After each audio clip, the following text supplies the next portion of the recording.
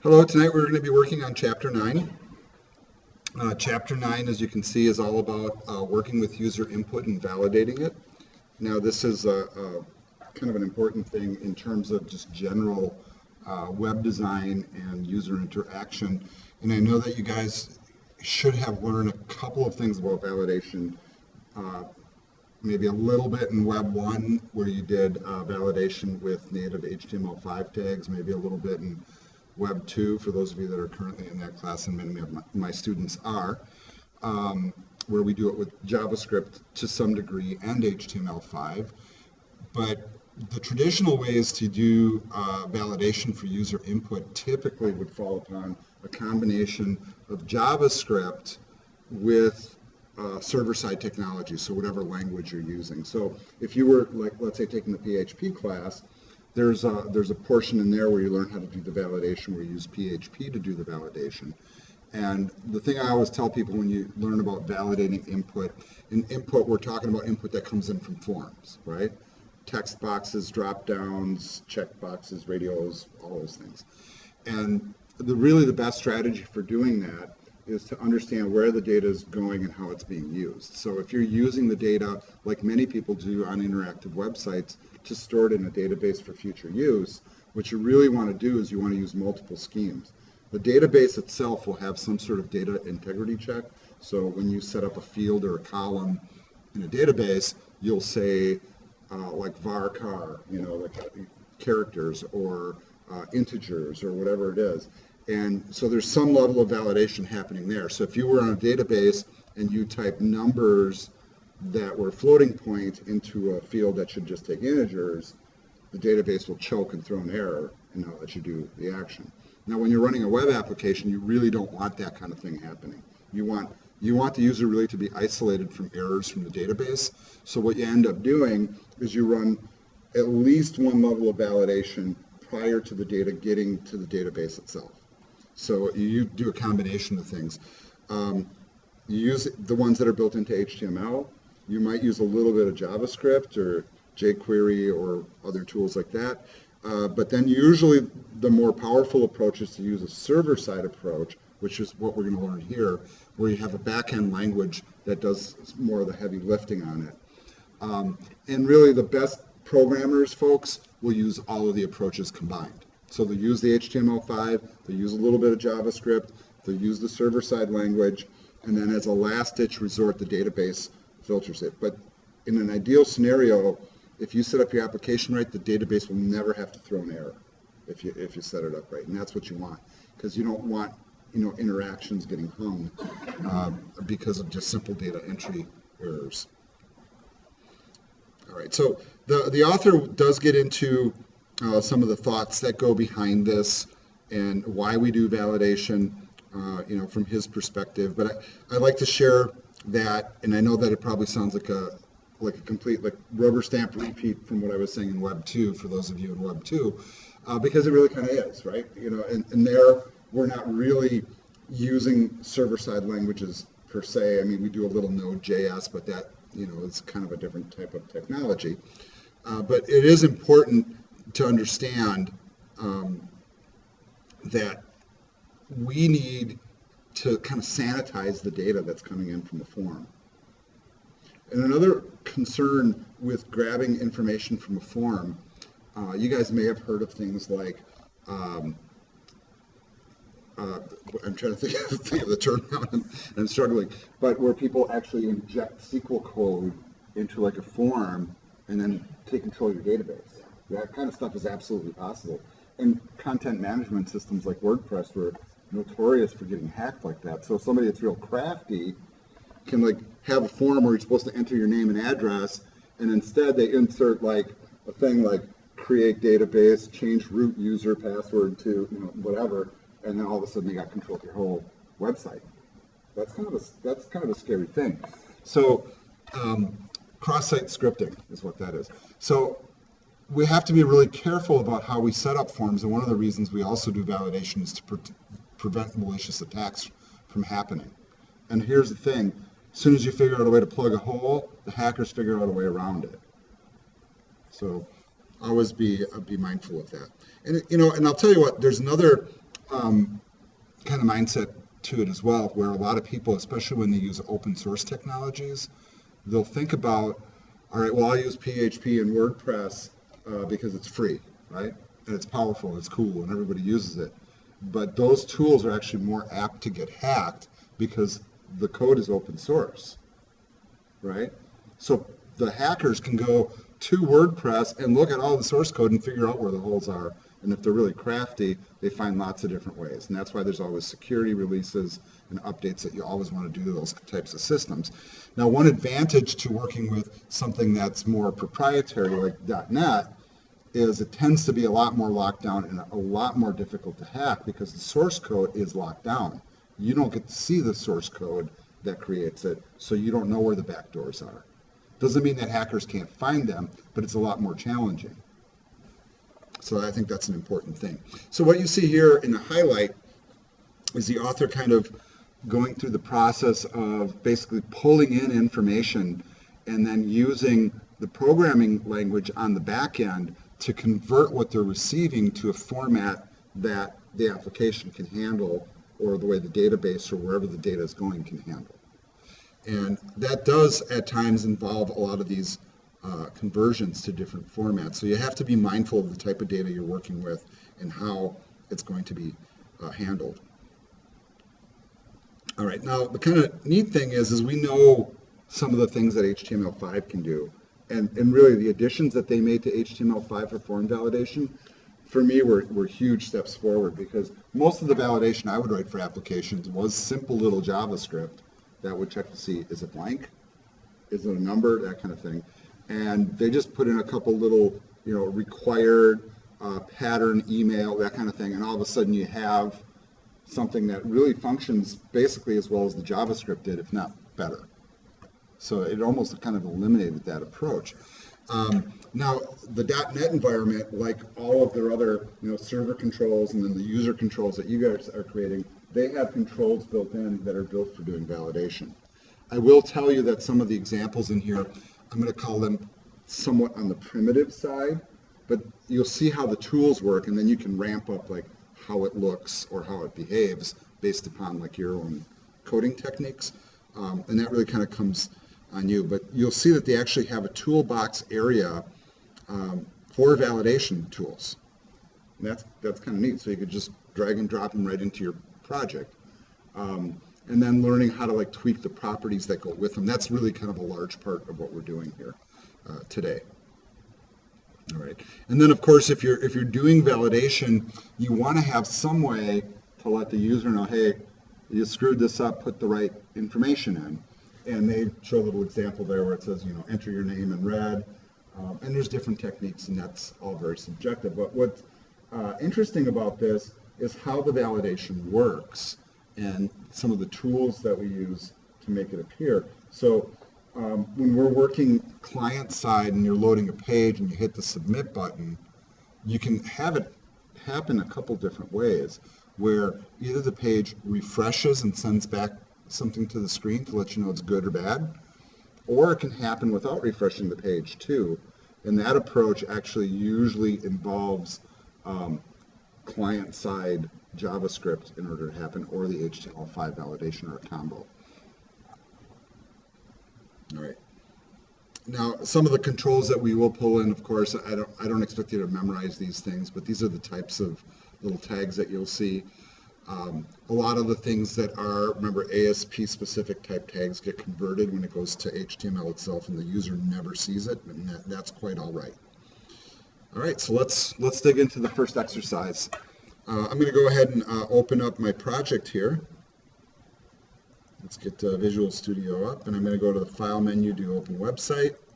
This week I made sure to kind of shuffle my files around so I'm not looking in the wrong folders.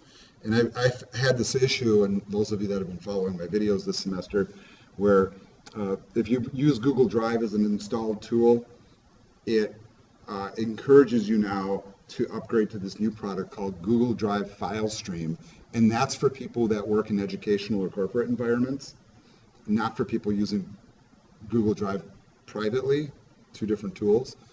And so I did the switch, but it left my old Google Drive folder there. And between my Web 2 class and this class, I've been like forgetting which folder I'm working in because you just kind of go on the automatic and it's kind of lose your place. So this week before class started, I made sure that I've got the right files in the right Google Drive. So if for some god-awful reason it doesn't work, you guys can absolutely point your fingers and laugh, because it's funny when your instructor fumbles, right?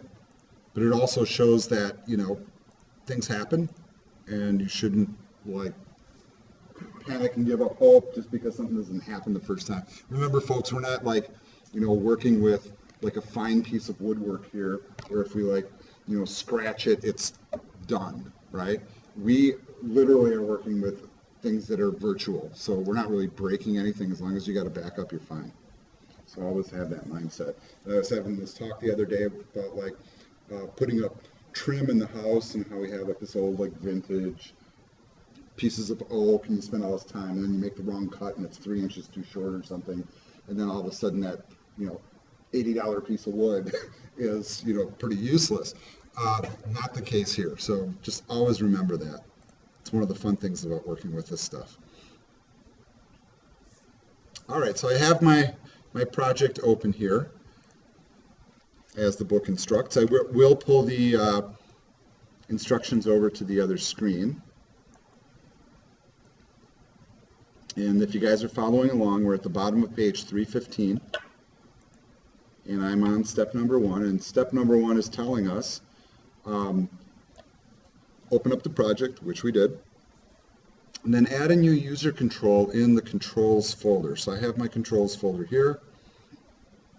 And I'm going to right click. I'm going to add. And then you can see that we do have a user control option in the quick list here. And there's no reason not to choose that option at this point. It will automatically create a code behind file, because that's the default. And they do want us to call it contact form.ascx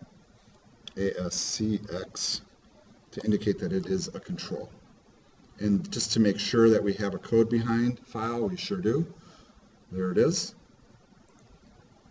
They want us to jump over to design view. I'm going to close my output box just so I have a little more screen real estate here to work with.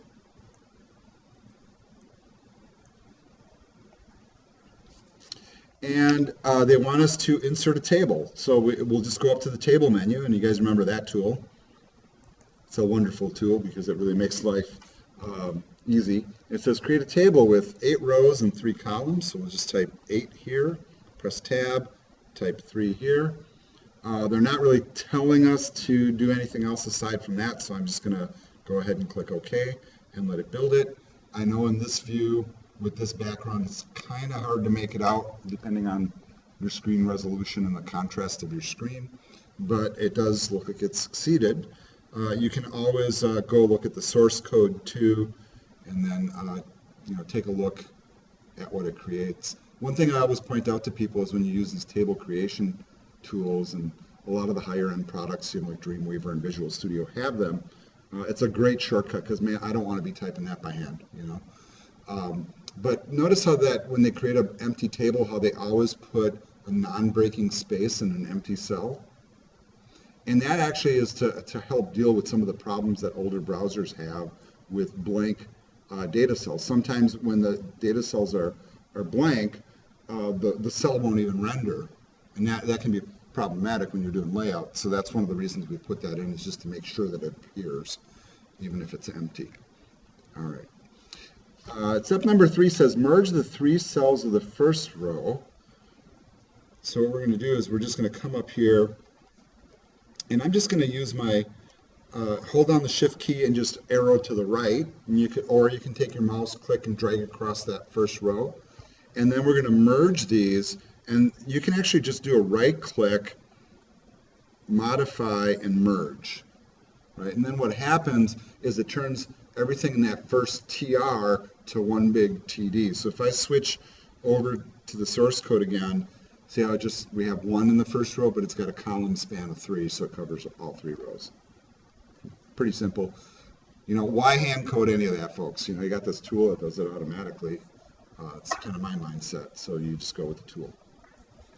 Okay, now it says in the merged cell, Type some text that tells your user that they can use the contact form to get in touch with you. So I'm going to do that. Hello, Planet Rocks users. Use this form to contact us. Please. Pretty please. No. Just please. No, not even please.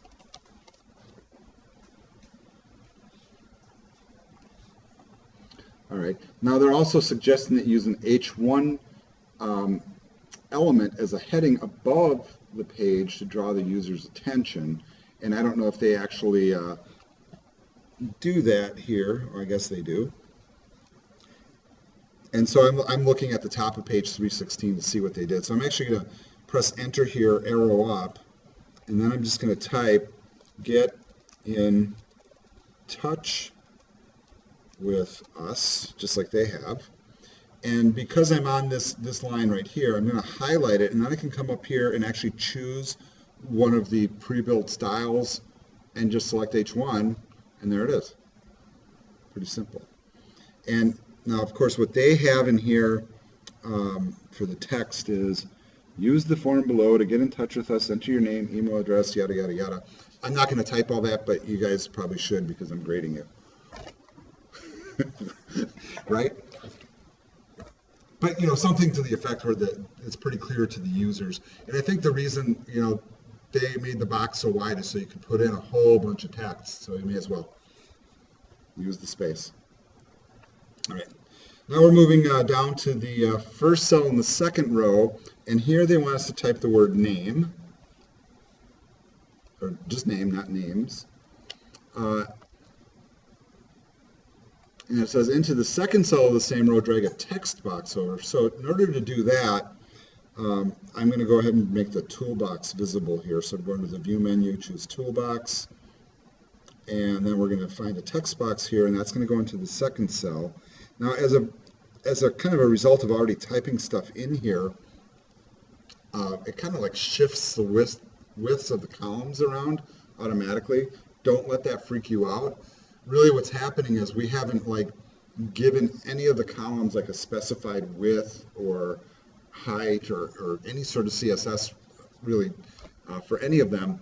So it's kind of dynamically adjusting. And like right now I dropped in the text box and now the first column went back to kind of narrow, second column is super wide, and then the third column is super narrow. And all of that will kind of flux a little bit. And yes, folks, you can adjust that if you need to. Now it does say that we should take this text box here while it's still selected and set its ID to name. So I'm going to come up here. I am in alphabetical mode for a sort. So in alphabetical mode, the ID is always at the top. And I'm going to change that to name, spelled correctly, but not with caps. And press enter. And then it says into the last cell of the same row, drag a required field validator from the validation category of the toolbox. So this is something we were seeing above in the chapter. So there's actually a section for that. And then you can see required field validator. And if you don't, read the whole thing, you can hover like this, or you can expand the size of that box. But that's what we're going to grab. We're going to grab the required field validator, and it's going to go into this third box right here.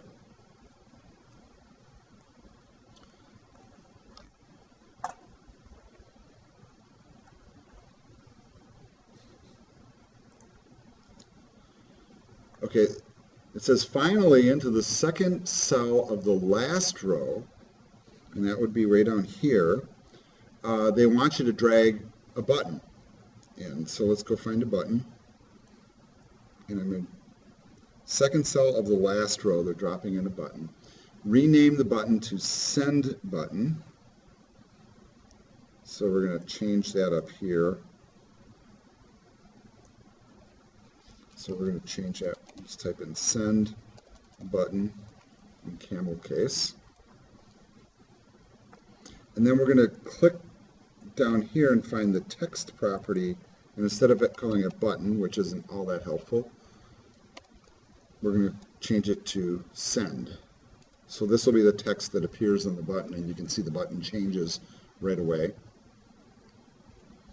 And then they're saying that when you're all done, it should look like what you see at the top of page 316 or thereabouts. It should be fairly close, with maybe the difference of the text up here being a little bit different. Okay, moving on to step number 6 now. We're going to come back up to the required field validator. We're going to click on it to make sure that it comes up in the properties windows here. And I'm going to expand the properties window a little bit so we can see the components of it a little bit more clearly. And then they have a little table in the book, and I'm just going to pull it over. And you can see that they point out all these different properties and what the values should be for each property. So I'm going to go ahead and make those changes, and you can make those too if you have the book or the PDF next to you. And so I'm going to start here with CSS class, and I'm going to click the drop down here, and it doesn't appear in the drop down. Is that okay? Yeah, that's fine. We haven't created the class yet is really the thing, but what we're going to do is we're going to basically attach a class name kind of before we actually create the CSS style. Now, the class name, and if you're a good programmer, folks, it's really kind of a handy thing when you name CSS classes to kind of name them as to what they do. And this is very clearly going to be the message that shows when there's an error on the form. So it makes sense to call the CSS class error message, and then we probably can guess it's going to be red text or bold or, you know, flashing text or something. So there you go. And then let's jump down here to where it actually says error message, and what we're going to do is put in the message that the users are going to see when there's a failure in entering the information. So they're working on the name field. We're going to make it required, apparently, right? Because we're putting in required field validator. And what we're really saying is, like, what's the message that's going to appear here if they don't put in their name? And the message will be something polite that gets the point across that says, enter your name. Go ahead and press enter to lock that in. And we're going to drop down to the text box here, and we're going to put in an asterisk. Okay. I'll buy that. We won't question it for now. That's kind of a weird thing to type in. But you'll see what the result of it is in the aftermath. I don't want to kind of spoil the surprise, basically. Go up now to control to validate. What control are we validating? Well, we're going to validate the name field. So we are picking out this object by name, right? And its name happens to be name. So it's not being, you know, just generated from nothing. That's because we set that property for that object to that.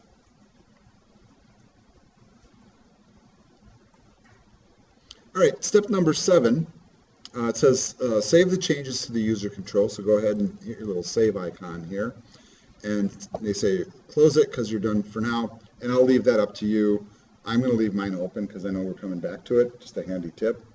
But if you like opening and closing files a lot, go for it. Next thing we need to do is actually put in the CSS for the error message. So we need to do this for both of the CSS themes because we don't want it to break or not be available when we switch themes.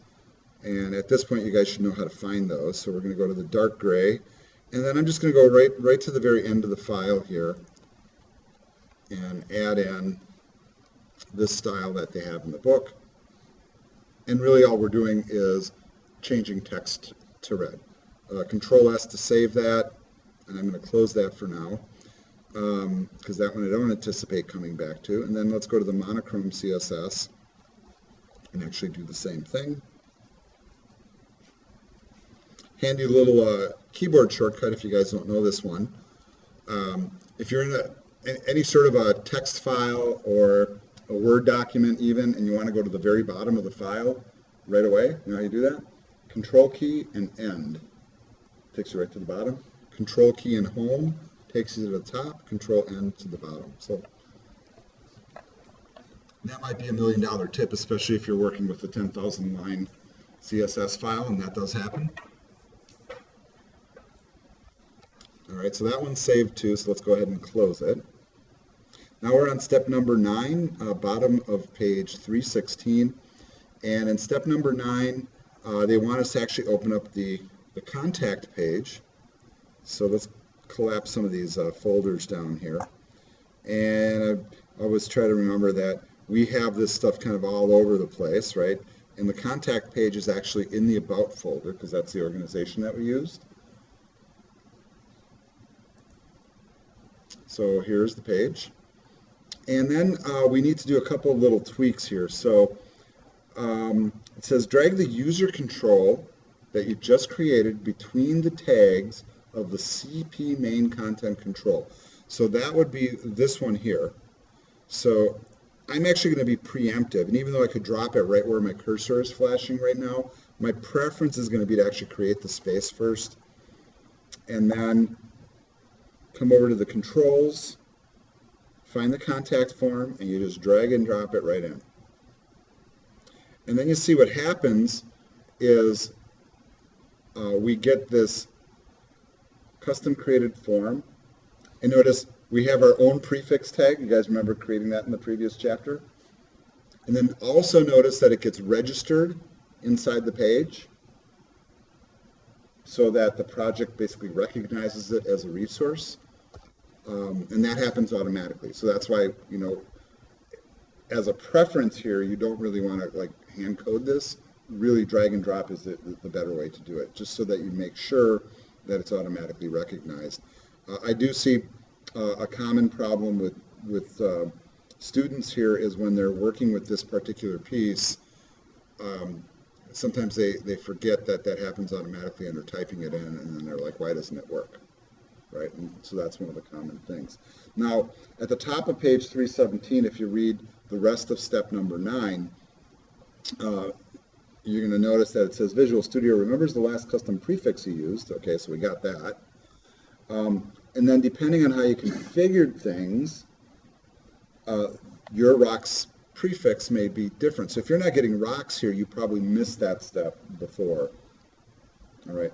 Now, frankly, and the author is pointing this out, it doesn't really matter what it says as long as it works. So if like you didn't do the thing that created the rocks prefix before, and it just has a regular ASP thing in front of it, not a big deal. This will still work. Okay, so don't freak out if it doesn't read exactly that. The other thing that it points out is that notice that when you pull it over, it says when you drag the control in design view. Okay, now I didn't do it in design view, did I? Was I supposed to? No, I did it in markup view, but that's what it told me to do if you look at the instructions, right? But if you do it in design view, the point is that it changes the ID to not be contact form, but it makes it contact form 1. But they just want you to be aware of the fact that if you do it in the visual mode versus the markup mode, that the IDs that are automatically generated are different. And that is actually by intention. All right.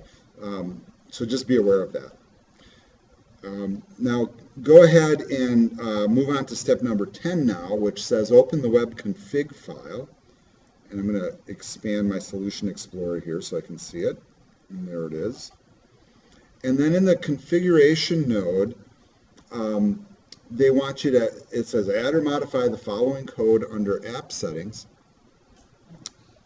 And we're basically adding a little piece here.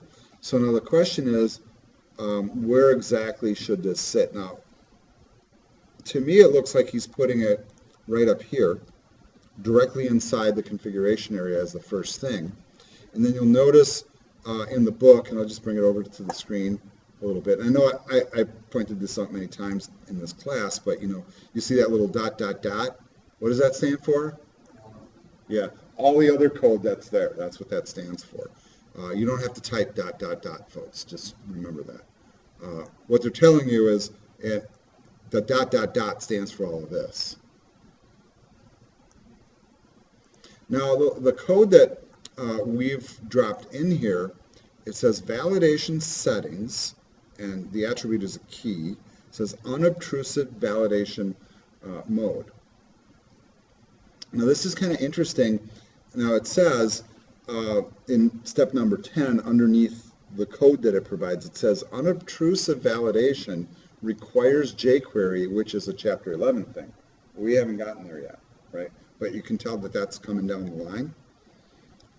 So it says until then, you need to disable it, or your pages with validation controls will throw errors. Okay, so what are we doing then? Why are we adding this here? We're turning off the requirement for jQuery for now. Okay, that's what's happening.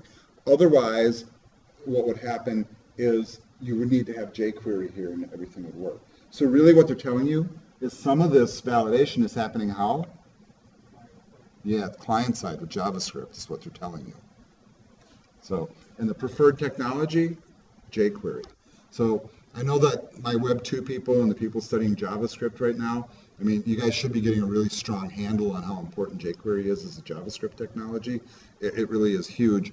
You know, all the big open source players are into it. Microsoft's way into it. It's just an easier way to do JavaScript. So why not use it, really? And one of the big keys to jQuery when we get there is the fact that you have those simplified selectors that look just like CSS.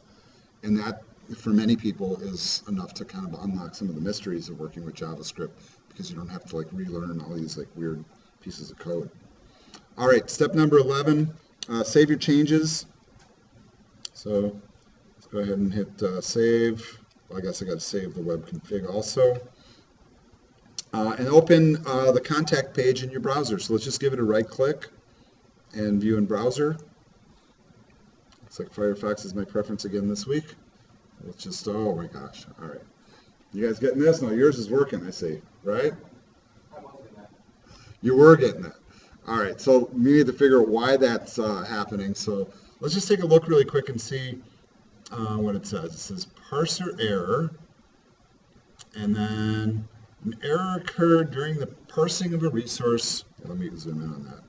Required to service this request. Please review the following specific parse errors, yada, yada, yada, right? And it says unknown server flag rocks banner. So now it's not recognizing my little rocks thing, right?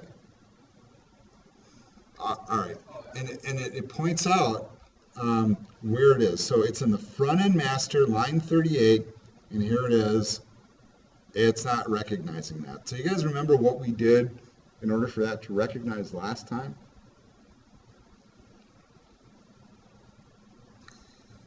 It's a good thing it's not going to be in the exam, right? What's that? Yeah, there's kind of like a little registration kind of step that happens. So what I'm going to do for right now is I'm going to pause the video really quick and go in and fix that, and then we'll come back and make it work. This is also a great time for a break because we're almost at the halfway point already, believe it or not. So let's take a 5-minute break. I'll fix it. I'll show you how or what I did to fix it. And you got 4 errors. All right, well. One is unknown server tag. Okay. And one file that really is switch. All right, well, I finally figured out why it wasn't working. And really, the long story short, folks, is, you know, I started out this video by talking about moving my project from one folder to another because of my Google Drive, forgetting that there's these certain components, and this seems to be a Visual Studio 2015 and 17 thing, where it registers where you're working by virtue of the solution file or other files that I'm not familiar with, about where you're located. So I just moved the stuff that I was doing in the other folder back, and then all of a sudden it's working. And of course, the spot where we're looking, of course, is in the Contact Us page. Right? So you see that it is loading up because this is the control, right? The About page was throwing errors. In fact, the whole the whole project was throwing errors and just wouldn't launch. Now it's launching. So I guess I'm going to be working in my old Google Drive folder for now, and because I don't want to fumble with it too much more here in class, basically. So I'm going to jump back over to chapter 9 finally and get back to like what we were working on. So by my account, we were on page 317, step number 12, right?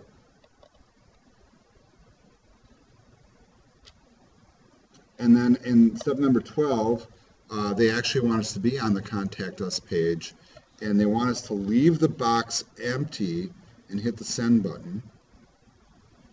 And, okay, it looks like it failed, right?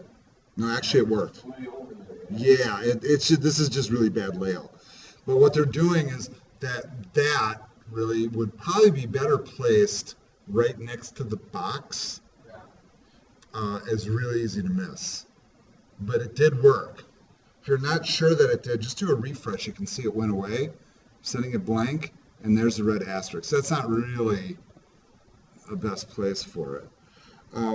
Now, it didn't put up that error message that we generated, right? And that you guys can probably guess that that's kind of like one of the next steps. So that's not really very apparent, and I'm not, I guess, a huge fan of how it looks right now. Let's go to the monochrome view and try it here. Once again, it's appearing right there. My inclination would be to make that a whole lot more prominent. And then you can see why a lot of designers these days, when you leave a field empty, they also like take like the text box and they make like put a red line around it, like, hey, right here, you know, you missed this one. Okay, so now that we're past that, let's go ahead and move on to the next section. And what I'm going to do here, folks, is I'm going to skip the basically the lecture on all the different types of validation controls, because you guys can read that yourselves. And I'm just going to jump right over to the next exercise, which is really at the top of, well, bottom of 323, top of 324, so we can get a little bit more of this coding done before we go. All right, so let's go ahead and close the browser at this point, and let's figure out where we're going to do our next little bit of coding here. So now we're going to open up the actual control itself. So let's bring up the contact form ASCX and switch over to design view. I'm going to close my error list and my output box just for that screen space. And now it wants us to add a whole bunch more stuff here. So really the next few steps here are pretty mechanical, and hopefully you guys are working on it. I see a few of you already are, so thank you for being progressive on it. It says in the second column, step number 2, 324, drag 5 additional text box controls in the empty table. So basically it's going to be text box here, here, here, you know, so all the way down we're going to add a bunch of text boxes. So let's do that. I'm going to start by putting the first one here, one here,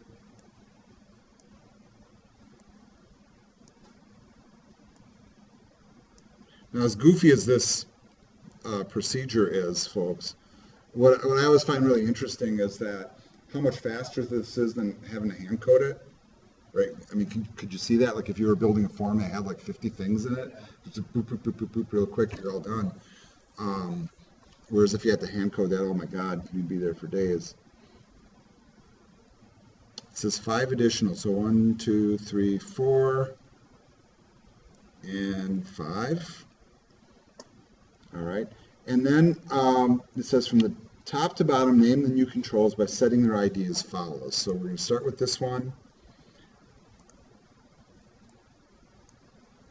And this one's called email address.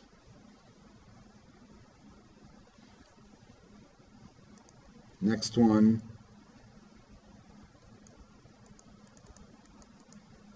is confirm email address.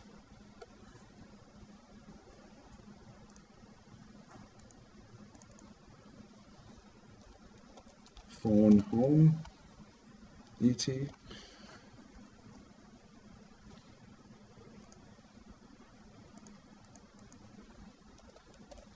ET's dad is phoning business.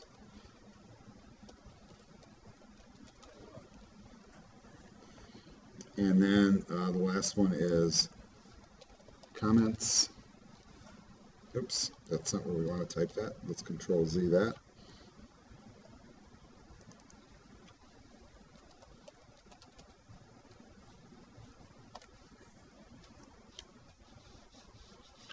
All right. Then the other one here with the comments box, there's actually a text mode property here that they want us to change. And you notice that, we kind of very naively think of text boxes as something that really only accepts one line of text. But you'll see here that they have a little drop down where we can actually switch it to multi-line. And then as I have that box open, notice some of the other choices here. So you can do password mode, color, date time local, email, etc., etc., etc. And then all of those trigger different types of interfaces that happen. So that's kind of cool. But we're switching this to multi-line because it's asking us to. And then it says make it a little wider and taller so it's easier for the user to add a comment. So we're just going to, something like that.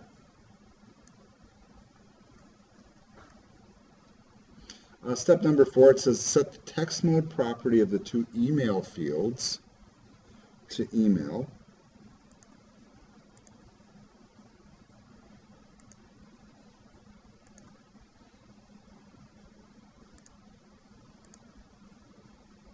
Now, very much the same way that we're seeing like in HTML5, how if you change the type of text box in HTML5 on an input form, so like one type that you would normally use is type text for an input, but you can change it to type email, and then if you make it required, or even if you don't make it required, it automatically will validate for email format because you set it that way. So this tool is really kind of doing the same thing. It was doing it before HTML5 was doing it. So it makes you, it gives you an idea of like where people thought of these ideas. Hey, we got these tools that do it automatically. Why don't we just build it right into HTML? And that's eventually what they did. All right.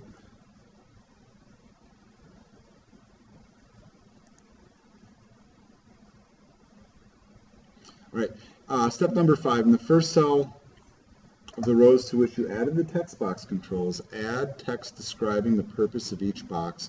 And the way that you want to do that is look at the bottom of page 324, like what they typed in, and just kind of follow that. So they have email address, repeat. Now, I don't usually spell email like this, but this is how the book is doing it, which is kind of interesting. Yeah, it is a little antiquated, isn't it? Should we just get with the program and do it the modern way? That's one word, sorry.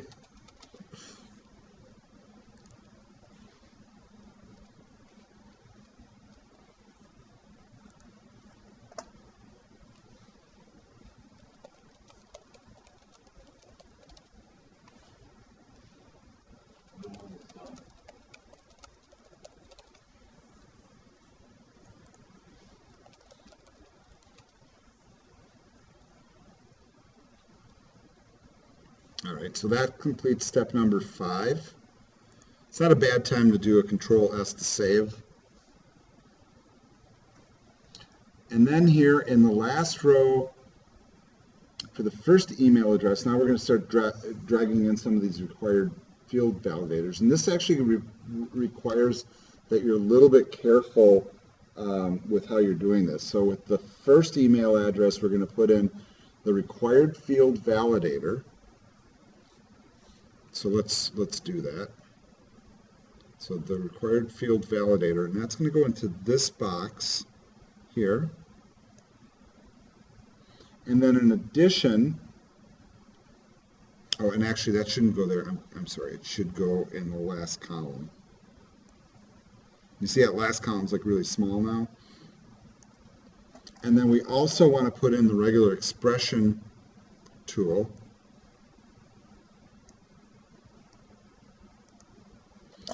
For the next one, we want to do the field validator again and the compare validator. Can you guys probably guess what that one's going to do? Compare the two to make sure they're the same. Makes sense, right? So we don't have to write code for it. I mean, isn't that nice? It's very cool, actually. We're not putting in validation for the home phone number or the business phone number per the book, but the comments field, they're making required, it seems. So let's go ahead and put one in here. And then I'm just double checking step number 6 to make sure I'm not missing anything here. And I think I'm okay. Good time to do a Control S to save. All right, so now I'm at the top of page 325, going to step number 7. And like I said, what we're doing here, folks, right now is a pretty mechanical process, but you guys got to make sure you're really methodical with getting each one of these settings in the next couple steps correct. All right, so it says here for step number 7, it says for each of the 5 validation controls you added, open up the properties grid and set the text property to an asterisk. All right. So for each one of the validation controls that we added.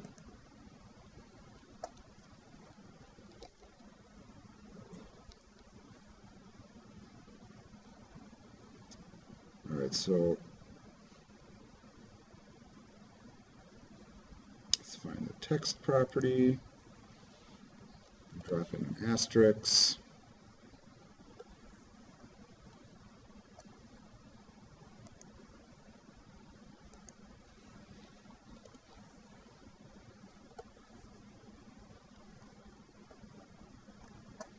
Now, do I want to also put it in for the required field validators? Or, the regular expression and the compare? I want you to think about that for just a minute. Would it make sense to do it?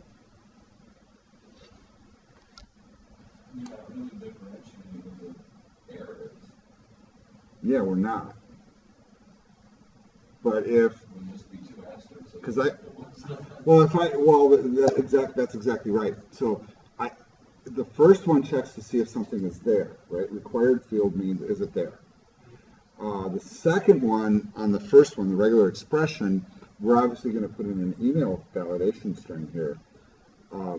So you might have entered something, but not in the right format. Maybe you forgot the @ sign, or if you got to put .com on it, and then it doesn't read as an email address. So I read that as, yes, you should put in an asterisk here too. Are you guys reading it the same way? Because we do want it to throw some sort of an error.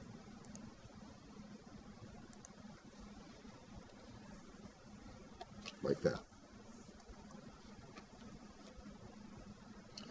Now for all of these, and see, I kind of did it in the wrong way, because I should have made all the property changes at once. Now for each one of these controls, and you're going to have to click on each of the asterisks, we also need the display property to be dynamic and the CSS class to be error message. So you got that? So instead of static, dynamic, and then the other one was the CSS class, which is right next to it. And what was our class? Error message.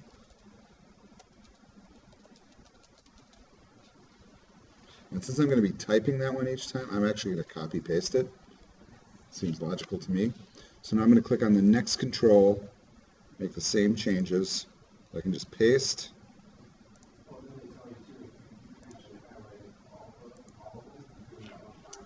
You're spoiling my thunder, Jason. Right. So you see what a pain that is to do them onesie-twosie? Yeah, and that's exactly right. So you can actually, and I'm trying to highlight them all here, and it's kind of hard to do. Yeah. And see what's happening, because I changed them to asterisks first, it's become really hard to select them separately. But if you left them with the long names, the point is you can hold on your control key and click on all the controls at once and make all the same changes, and they do apply at once. All right, so much for that shortcut. Because I'm not, I'm not going to go back and change it at this point.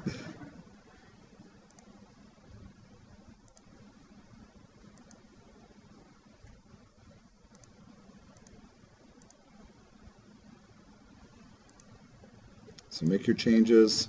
You guys are all ahead of me, I realize that, so thank you for being patient.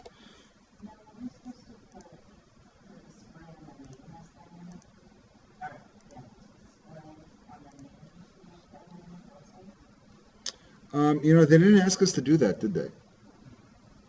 So, can you think of a reason why they wouldn't ask us to do it there?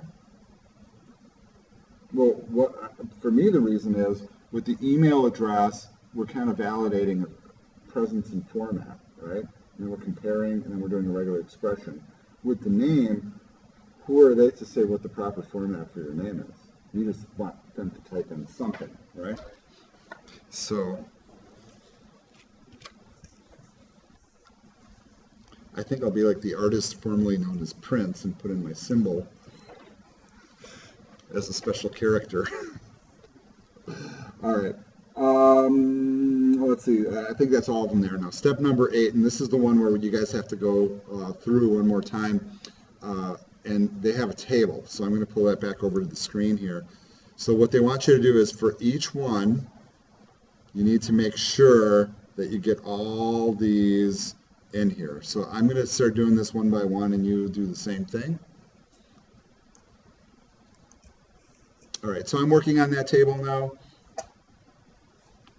So here we go, the required field validator for the email. The error message should be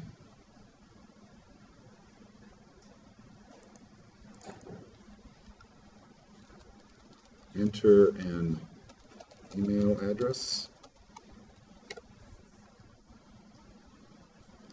Control to validate. Who would have thought it? Email address. The next one over, the second asterisk here, the regular expression validator. The error message should say enter a valid email address.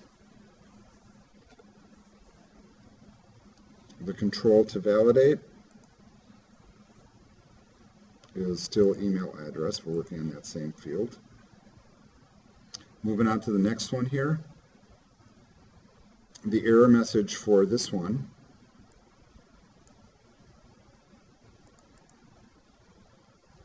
says confirm the email address.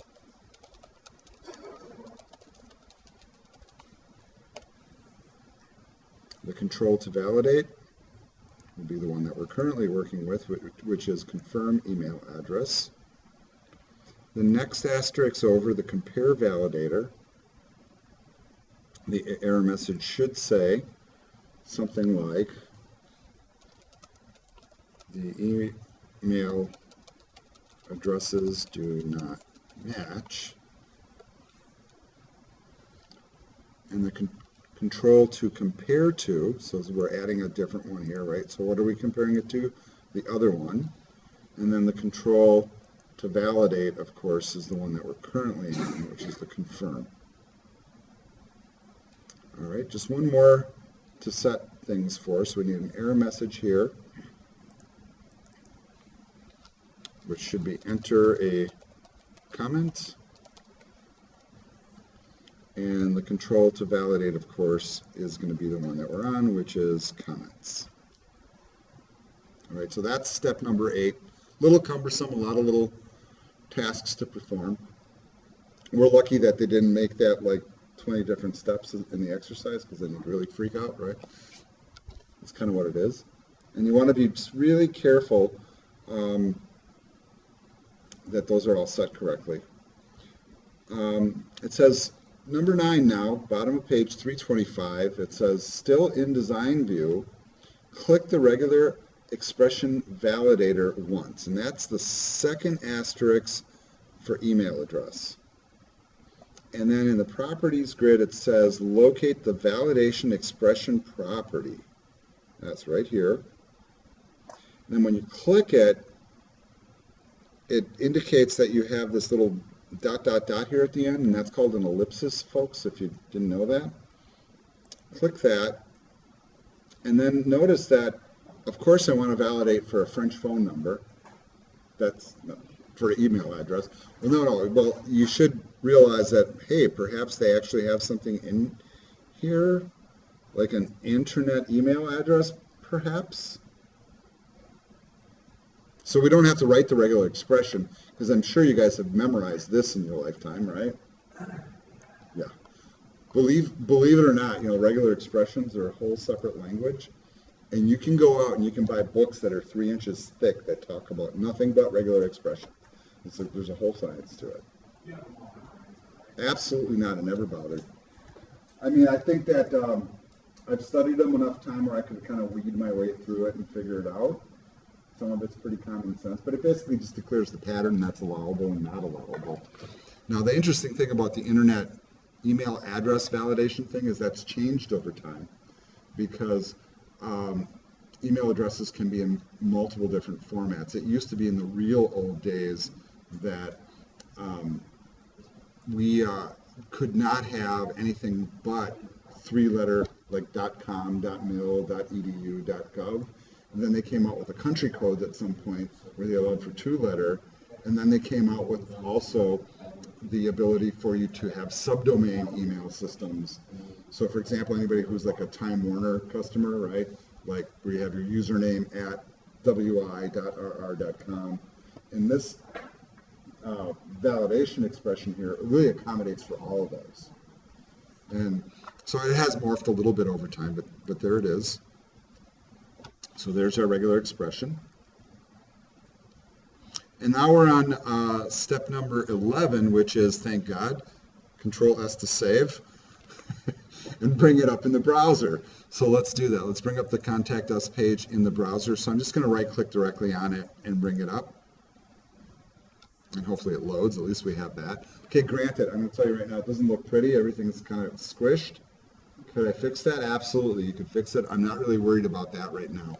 What I am more worried about is seeing if the validation controls work. So what I could do right off the bat is just leave everything blank, right? And see what happens. Because it's going to trigger a whole bunch of validation, right? In fact, it's going to trigger all of it at once. So it does trigger all of that at once. But what are we not seeing? We're still not seeing the error messages, right?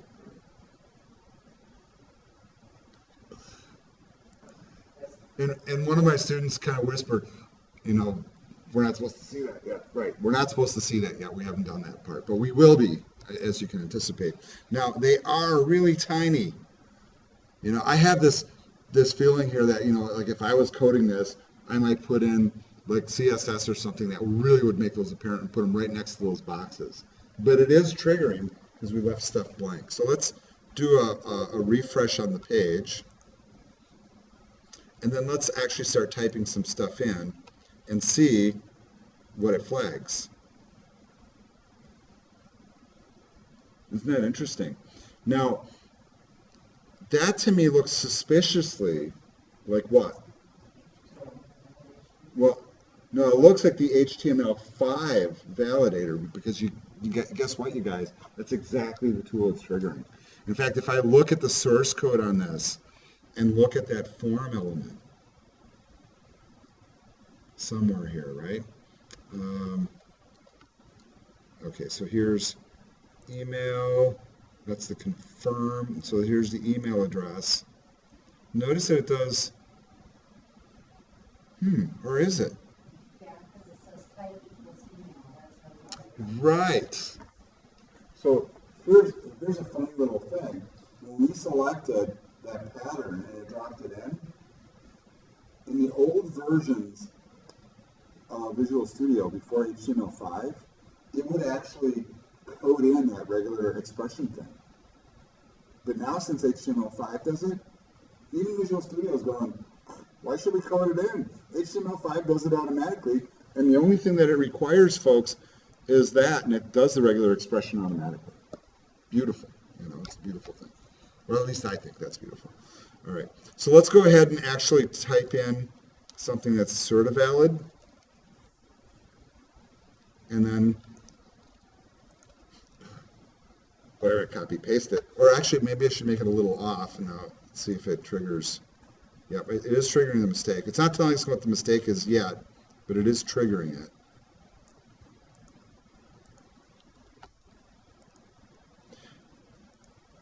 Now you notice these two are not flagging the asterisks because those two aren't required. Right, so I don't even have to enter them. So I'm just going to type a comment. See, type comment. Actually, I'm going to type a comment. And now we should be able to actually send it. Now, granted, it's not going anywhere yet. We're not sending it anywhere, but there are no errors. So one of the little things that we do in this chapter, and it very clearly we're going to be scrolling this over to next week, but I'm going to give you guys a clue because I know you have a due date coming up. I do have these solutions in the pre-recorded videos from previous semesters, so don't wait till next week to do it. Follow those videos because they cover exactly the same thing. And there's also a couple of videos there, and the reason I'm mentioning this is because I don't plan on recording the rest of this chapter next week. We're going to move on. But follow those videos for not only completing the validation of the form, but also you can set it up to actually have it send email, believe it or not. And this isn't due, well, maybe we will do it next week.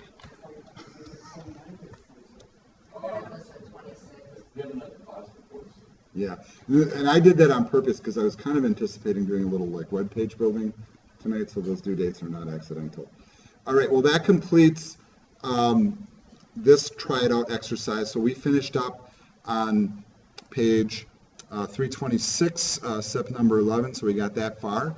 Like I said, use the older videos to help you walk through the rest of it.